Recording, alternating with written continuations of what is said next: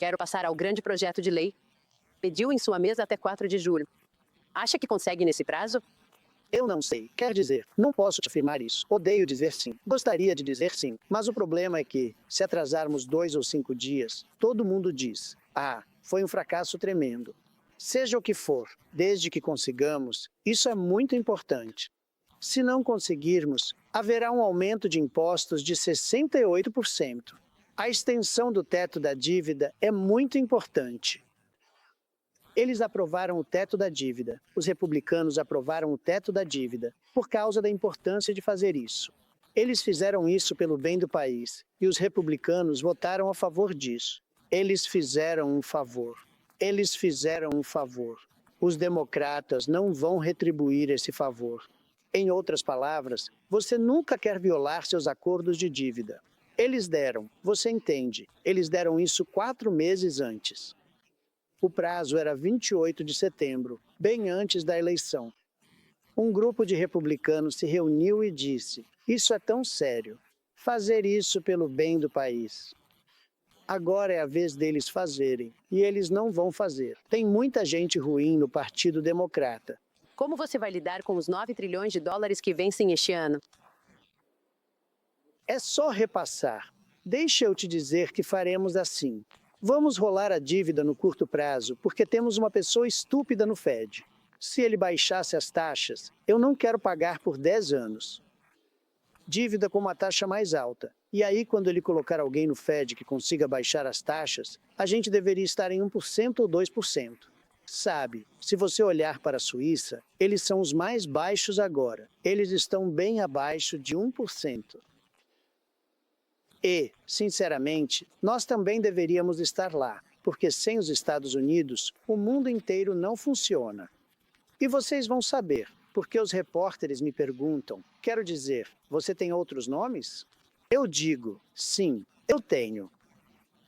Qualquer um, menos o Powell. E seria o Kevin? Ou ele é uma pessoa ruim. O Kevin é muito talentoso, mas não sei se vai ser ele. Mas ele é um cara muito talentoso. Ele não faria o que o Powell está fazendo. Senhora. Traição. Conheço suas prioridades no grande projeto de lei. Obviamente você quer prorrogar os cortes de impostos. Qualquer outra coisa que cuide da fronteira. Também não há imposto sobre gorjetas, nem imposto sobre a Previdência Social, nem imposto sobre horas extras. Mas conversei com alguns senadores e eles se reuniram, como Rick Scott, Ron Johnson e Mike Lee. E, você sabe, o Rick Scott está preocupado com o custo total. E o Mike Lee está preocupado com a lei de redução da inflação. Ele sabe, por que vocês simplesmente não tiram isso do projeto de lei? Foi o governo Biden. Porque ainda existem subsídios verdes ali. Sou a favor. Acho que não deveríamos dar dinheiro para esquemas. Mas o que aconteceu é que alguns deles começaram como projetos. Se você parar, fica no meio do caminho. Entendo. Tem gente trabalhando lá. E eles são do distrito de algum deputado ou senador. Mas não. A lei de redução da inflação foi mais um golpe do Biden. E quando eu digo Biden, não é o Biden. Foram os lunáticos que trabalham ali, sabe, no salão oval, em volta da linda mesa resoluta. Não é o Biden, porque eu acho que o Biden nem sabia o que estava acontecendo. Eu acho que o Europen é um dos maiores escândalos da história deste país. Porque a pessoa que comandava o Europen era o presidente dos Estados Unidos. E eu acho que isso vai ser investigado e nós vamos descobrir o que aconteceu. Bem, eu acredito que é nesta semana, faz um ano, que foi o debate onde a capacidade mental dele foi exposta para tanta gente que não sabia disso. Muitos de nós vimos isso, obviamente, com antecedência. E agora James Comer, do Comitê de Supervisão, quer que muitas pessoas participem. Quem você gostaria de ver entrar e testemunhar sobre isso? Sob juramento, eu diria, Lisa, que estava lá. Esse era o procurador-geral adjunto na época? Sim, Lisa Monaco. Que é um grande apoiador de Andrew Weissmann. Essas são pessoas que eu acho que são pessoas muito más. Lá trabalhavam lunáticos da esquerda radical, que tomaram conta do escritório. Eles não queriam Biden. Depois, perceberam que ele é incompetente. Isso, na verdade, é bom. Eles comandaram aquilo. Biden nunca foi a favor de fronteiras abertas, nem de transgêneros. Ele nunca foi a favor de homens jogando em esportes femininos. Ele nunca foi a favor disso. Biden é um desastre. Isso é um desastre. Mas a pior coisa que ele fez para nós, a inflação é terrível. Mas eu já resolvi esse problema. A inflação é ruim e outras coisas são ruins. E muitas coisas. E o fato de que não temos respeito no mundo todo pelo país. Mas agora temos. Acho que talvez tenhamos levado do nível mais baixo ao mais alto em 6 meses. Mas se você olhar o que ele fez com a fronteira, é muito ruim. Grande parte do meu tempo é gasto com a fronteira. Você sabe, no mês passado não tivemos ninguém entrando. Eu sei, mas a parte ruim é que ele deixou entrar 21 milhões de pessoas.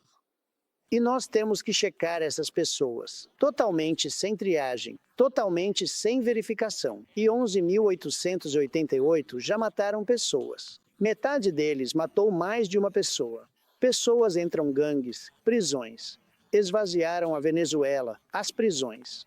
Mas você tem recuado em relação a isso? Porque recentemente você disse, vamos aliviar um pouco, sabe? Receber pessoas que estão trabalhando duro, trabalhando em fazendas e hotéis.